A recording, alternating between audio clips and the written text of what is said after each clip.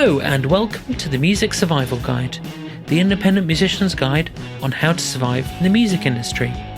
My name's Phil, a mixing and mastering engineer. I hope you're doing well. We're still in a bit of a heat wave at the UK as I record this, and I'm melting pretty badly, so I've just turned off my fan to record this episode, so I really hope you appreciate it. Anyway, I wanted to talk this week about is rock dead?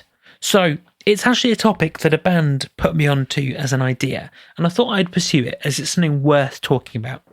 It seems to be something that Gene Simmons of Kiss says more or less once a year. You can time your clock by how often Gene Simmons says that rock is dead.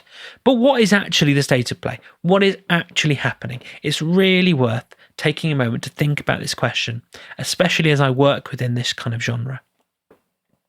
So I've got several points that I want to bring up, and I'll just talk about them and we'll see where we go.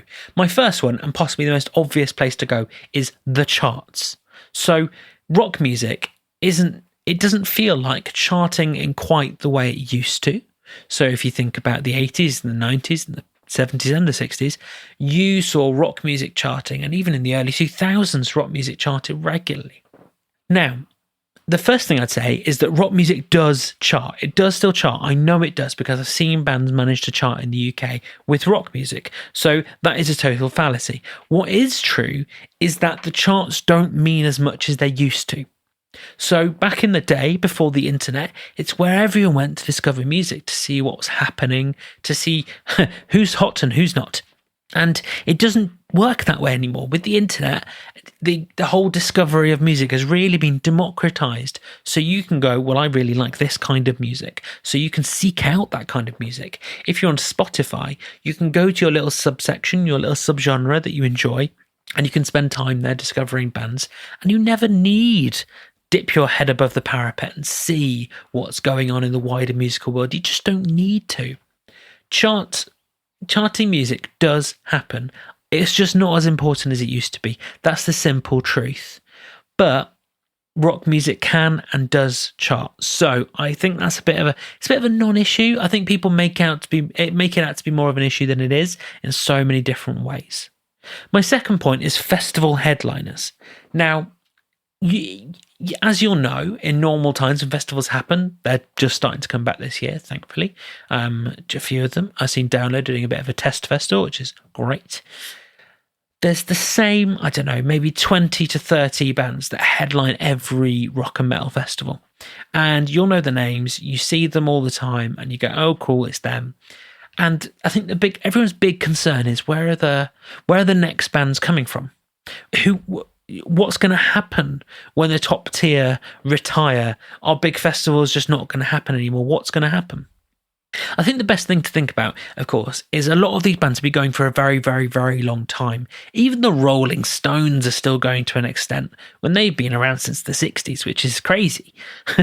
But, there's all sorts of bands like this. Iron Maiden, there's Metallica, there's older bands as well who are still going, they're still making music, they're still headlining shows. And because they've been around for that long time, they've developed such a massive fan base that it's the obvious business choice for these festivals. You can't fault them for choosing these big headliners because that's going to be the biggest draw, because these festivals ultimately need to make money, and that's the brutal truth of it. So I wouldn't worry about it, if I'm honest, because I think what's going to end up happening is as these bands retire, they will be replaced. They'll have to be.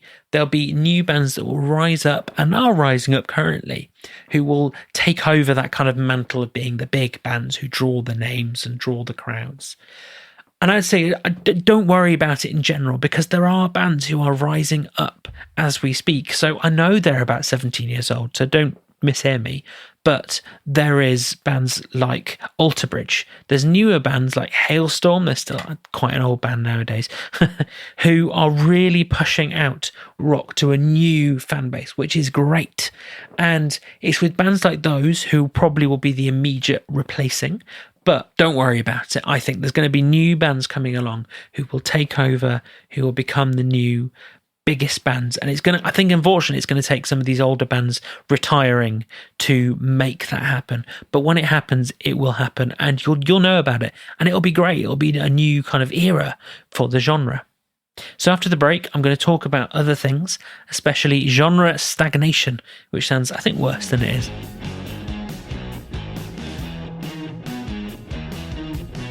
Welcome back. So I wanted to talk further about genre stagnation.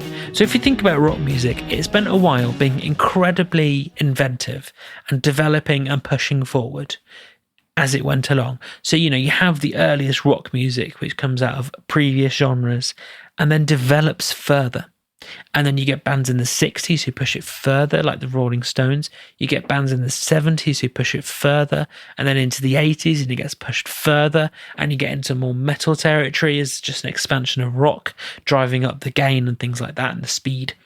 And then even the 90s, you get things like grunge, and you get stoner rock really pushing forward, and all sorts of other things happening.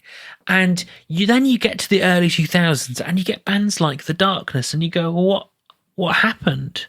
Now, don't get me wrong, The Darkness are great. I love The Darkness, but they have a very kind of throwback 70s sound.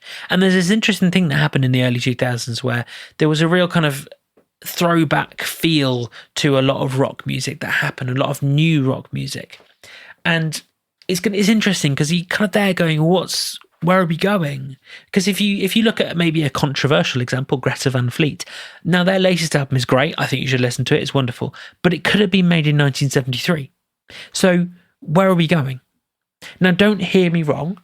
If you are in a band where you feel like you know what you're doing and you like what you're doing, you're not pushing the genre forward and you're not being really inventive and developing the genre, don't worry about it. Keep doing what you're doing. I'm sure you have fans. It's great. I'm not criticizing you at all.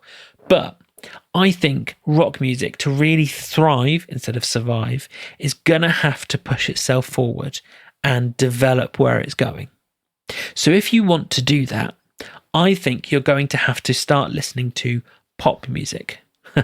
Controversial. Now, pop music, the thing about pop music is it's always changing and it's always developing. If you think about it, you can develop a radio show for pop music in the 80s, for pop music in the 90s, for pop music in the early 2000s. You can do each decade and they all have a similar kind of sound, a similar kind of feel, but they're very different from each other. You can't pick up a song recorded in 1987 and put it in the modern charts and expect it to do as well necessarily, because it's got a different sound, a different feel, a different vibe.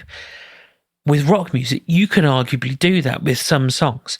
Now, the answer is to listen to pop music, listen to what it's doing, and to take notes. Listen to music that you don't necessarily enjoy and work out what you do enjoy about it, and take that and fold some of that into your music so you can develop and push forward. The interesting newer band that I really like who are pushing forward is a band called Royal Blood. If you've not heard of them, they're an amazing little two-piece band who have drums and bass, and the bass also has a guitar sound, which already creates a unique tonality to what they're doing.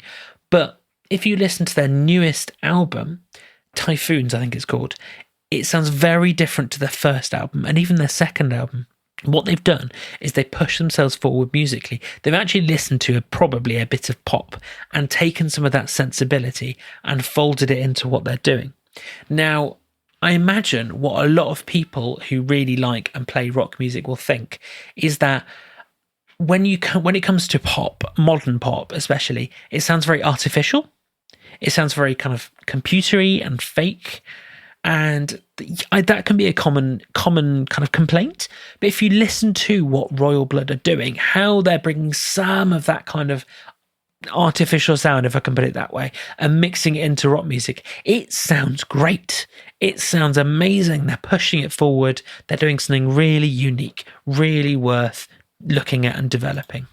Another artist that I point you towards is a Finnish artist, I believe they are, called Blind Channel. Now, I discovered them because they were the Eurovision entry for Finland. Surprise, surprise.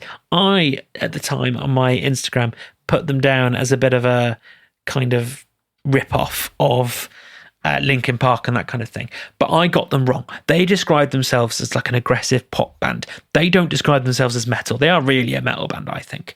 But if you listen to what they're doing, it's really interesting. They take that kind of metal songwriting feel and thing like that, and they bring in some pop sensibilities. There's lots of synth, there's lots of interesting vocal lines and harmonies that are very poppy.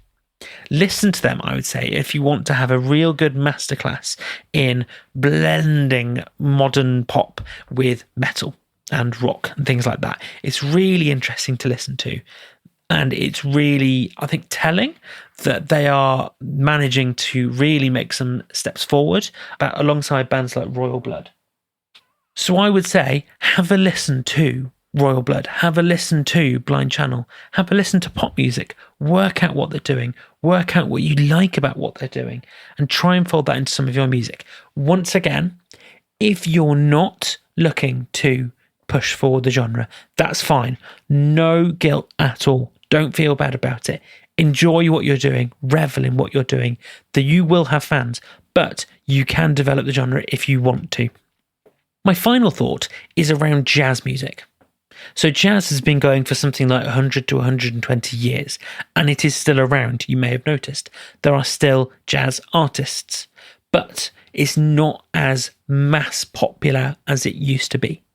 People kind of moved on, big band, and then swing music, and then rock music really kind of replaced it. But it is still there. Jazz music is still around. It still has its fans, but it's just not as big, quote unquote. It's not got that kind of mass appeal that it once had. And that's okay.